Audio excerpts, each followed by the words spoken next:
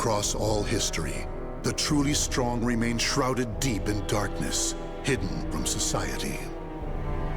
They carefully erase all traces of their existence, so that when later generations look back on history, it is as if they were never there. But sometimes, even the most perfect plans to erase one's tracks leave unexpected loose ends. This tome was one of those loose ends, left behind in charred ruins. What secrets lie within?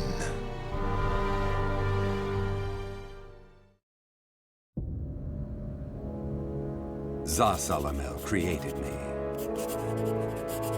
A banal way to begin a tome, but writing down one's own history in a book is strange enough to begin with. I began writing this as an indulgent pastime, so I may as well enjoy myself. Now, about the cursed sword known as Soul Edge. I intend to record its secrets in this very tome. However, I must exercise caution. A fitting end awaits all who seek the cursed sword. Some may laugh and call this an exaggeration. Should anyone who has held that sword ever read this tome, though, I'm certain they'll agree with me. The origin of Soul Edge is a mystery. Legend says it was once an ordinary sword, void of any power. But after fighting on countless battlefields, it gathered a great deal of negative power, until a curse fell upon it. That much is true. All who took Soul Edge in their hands became slaves to the blade, murdering until they bled their last drop of blood. That is why so few know of it, despite its appearances time and time again throughout history. Until, that is, an age long past, when there appeared a man with a mind powerful enough to resist the sword's control. He was known as the Hero King.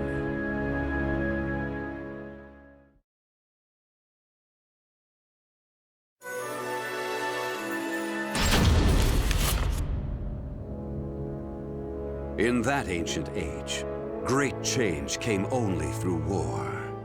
Thus, controlling Soul Edge meant ruling the world.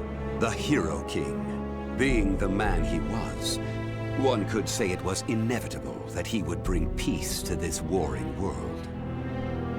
I won't record the Hero King's name here. Someday I may decide the time is right to reveal it, but that time isn't now. It is said the Hero King lost Soul Edge due to his jealous son. After the Hero King killed his son, the spirit sword Soul Calibur was born from the remnants of the cursed sword. Indeed, the cursed sword and the spirit sword both come from the very same steel. While the name Soul Edge is known to a select few, the name Soul Calibur is known to almost no one. There is a reason the spirit sword was never revealed to the world. Some say the Hero King created the spirit sword, but the truth is that the Hero King risked his life and failed. Those who would carry on the dead king's wish and perfect Soul Calibur were to come later. They were known as the guardians of the spirit sword. Like a thief in the night, they took the spirit sword and withdrew into the dark recesses of history. They told others of the Hero King's spirit sword, and that they were going into hiding to both prevent Soul Calibur from being used for evil, and to prepare for the threat of Soul Edge.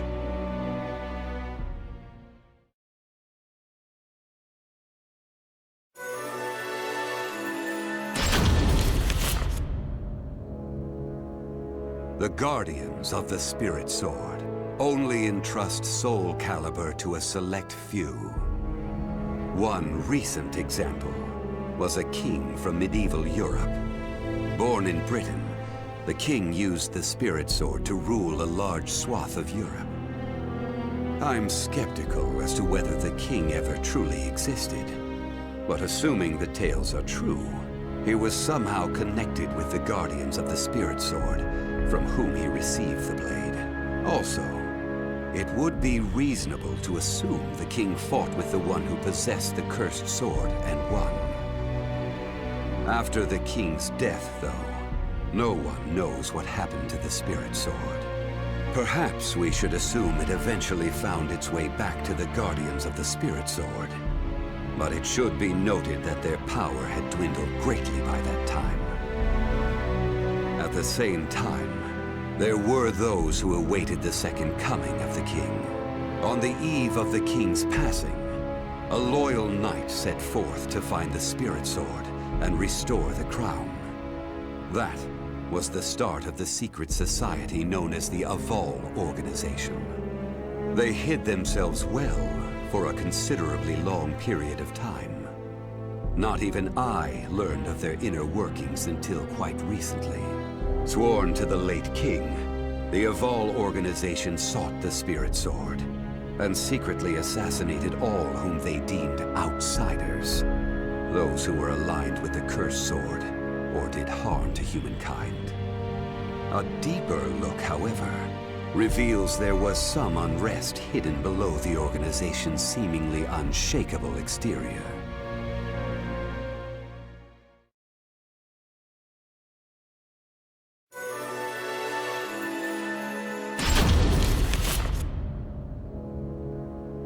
After slumbering in the shadows of history, Soul Edge was awakened by the pirate Cervantes de Leon. Cervantes attacked the ship of one who had won Soul Edge at an auction. He stole the cursed sword and became its puppet.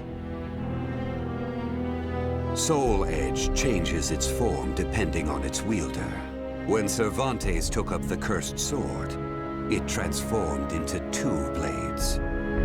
And after nearly 30 years of slumber, it caused that terrible catastrophe.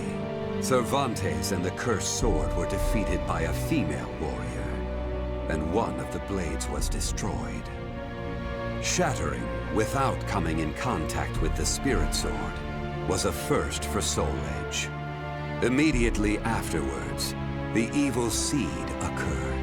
The evil within Soul Edge was unleashed upon the entire world. Why did the evil seed occur? What havoc did it wreak where it landed? Not even I have any way of discerning this. But one thing is certain. Ever since that day, the cursed sword's malfested kin have been swiftly multiplying. What does it mean to be malfested? It's extremely hard to define, for the resulting phenomena are so varied. There are those who undergo monstrous transformations, while others look no different from ordinary humans at first glance. In addition to humans, some animals have experienced transformations as well. Common traits of the malfested include heightened fighting instincts and violent tendencies.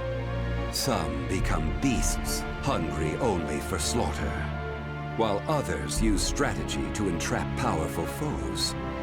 But they all slip into towns and cities, seeking blood under the cover of darkness.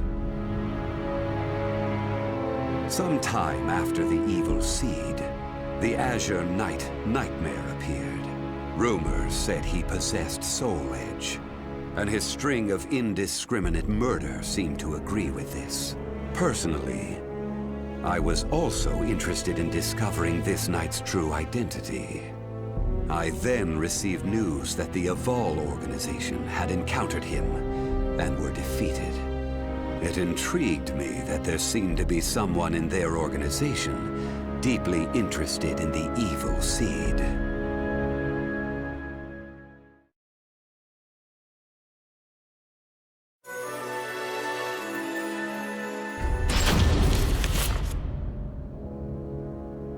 While Soul Edge has appeared constantly throughout history, Soul Calibur's whereabouts are still shrouded in mystery. In time, I lost interest and gave up trying to search for any traces of it. But after resuming my search later, I found that it had been taken to a temple in the east at some point. With it were taken a staff able to absorb all manner of energy, and a mirror capable of purifying evil. These sacred treasures were used to create Soul Calibur and amplify its power. No one knows what had happened to the Guardians of the Spirit Sword, but they must have met with ruin, losing the Spirit Sword and their other treasures. As for the temple, it later became Ling Sheng Su, a famous martial arts dojo that worshipped the Spirit Sword and the other weapons as the 3 sacred treasures. But now the Spirit Sword is no longer there. The evil seed deeply affected Ling Sheng Su, and most likely caused it to attract evil energy. Its martial arts students were soon overcome by madness and battle lust, and ended up killing each other. The temple fell in a single night. Therefore, no one knows what happened to the Spirit Sword. Only one student of Ling Sheng Su survived. While the survivor didn't possess Soul Calibur, there was clearly merit in looking into him. What powers did he possess? What could he accomplish? I was deeply intrigued.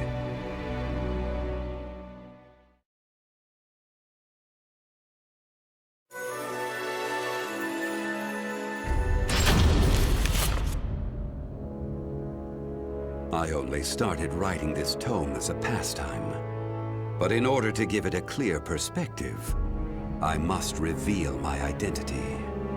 I was once one of the Guardians of the Spirit Sword. The precepts of the Guardians were very strict, one of which stated no Guardian may ever touch Soul Calibur. But in my younger days, I failed to properly suppress my urges. When the others discovered my designs, they broke my arms and banished me. Amid my despair, I searched for a way to survive. What I discovered was the art of reincarnation. After a long period of training, I mastered the secrets contained within this lost wisdom.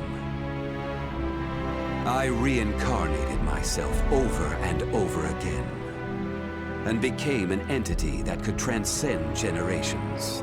At first, I didn't realize the price I would have to pay for eternal life. For every time I reincarnated, I experienced the pain of death. It felt like my soul was being crushed. It is hard to put such pain and suffering in words. Indeed, I hadn't managed to completely escape death. No matter what one may accomplish in life, death remains inescapable. My bodies have lain in countless graves, but my soul will never rest in peace. So it was that I came to yearn for the final eternal death I could never have.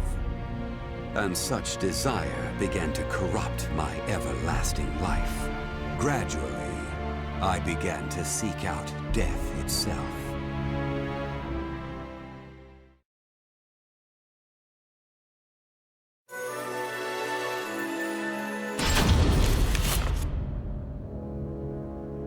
That was 1,000 years ago. My desire for death was at its peak. That longing for true death led me to even take hold of Soul Edge. Wisdom, power, battle lust. In those days, I felt I could do anything. But when it was over, I was forced to confront just how prideful I had been.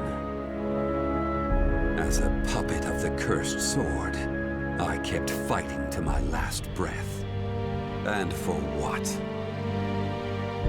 I fought in an age of endless war that spanned the world, all to establish a certain dynasty. That is all I'll say on the matter. I've lived as every type of person. Old, young, man, woman. But I've never felt as much joy as when I wielded that power. Not even the cursed sword could free me from the chains of samsara. And so I died, and was born again into this world.